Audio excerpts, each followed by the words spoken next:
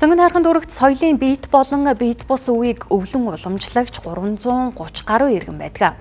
Энэ үзүүлэлтээр нийслэлийн бусад дүүргээ тэргүүлдэг, имээс дүүргийн зүгээс уламжлалт, өв соёл, зан заншлаа сурталчлан таниулах, түгээн дэлгэрүүлэх зорилгоор үл тасрах өв зөвлөгөөнийг жил бүр уламжлал болгон зохион байгуулдаг юм. Өнөөдөр болсон зөвлөгөөнд оролцож байгаа соёлын өвтэйгч Баян Хангаал гэхэд 400 гаруй үйчүр тоглоом хийж Монгол өв соёлоо түгээн дэлгэрүүлжээ. Монгол үндэсний наадгаа болох өвчүүр тоглоом нь хүүхдийн сэтгэн бодох чадварыг хөгжүүлэхээс гадна багаар ажиллах, амьтныг таниулахад чухал ач холбогдолтой. Анх модыг дөрвөлжилж хөрөөдөн төмөр утсыг улаатхан шоог бэлтгэж гараар зургаад зурж тоглодог байжээ. Бага ангид байхдаа одоо энэ наг цахиндаа суудаг байсан. Тэгээд норон ном гэдэг энэ ах маань ийм өвчүүр тоглоом анх зурж.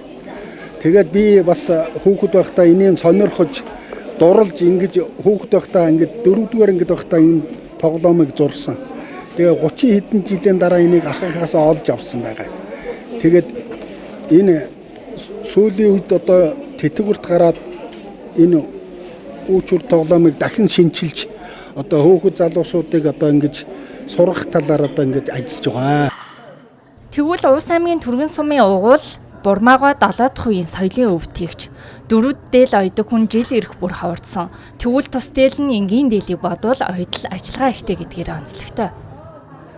Энэ ханцууны юм уужин байх учир нь юу вэ гэвэл дээр үе дайм байлдаад үед манцуутай хүүхдээ ханцуутай нуугаад гарч исэн хүүхдээ юм гэдэг. Энэ бол үснийгээр бол дээр үед одоо хадам талдаа ихнэр хүн үс цайраас үзүүлдэг. Хөлөө ирээс үзүүлдэг. Бос хоёр бол байнгын ингээд өмсч толгоон дээр дандаа малгайтай байдаг. Малгайгүй толгойн нүцгэн хадмын хаажууд байдгүй байсан тэмдэгтэй гэсэн.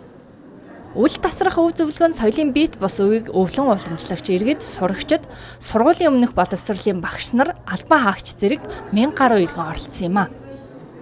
Хүн одоо өв тээгч маань хуваараа одоо өв тээх уламжлалаа одоо үр хүүхэдтэй тийм үү найз нөхдөдөө ингээд үлдээдэг ч гэсэн одоо улс орон даяар сурчлах ийм одоо гол ажлууд дээр бол тэр бүр өвтгөгч нар мөн одоо ажиллаж чадахгүй.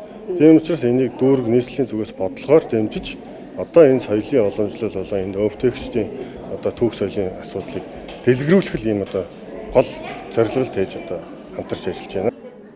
Зөвлөгөөний үеэр хилцүүлэг, урлагийн тоглолт, өвлөн уламжлагч, гар урлаач иргэдийн бүтээлийн үзэсгэлэг мөн дэлгэсэн.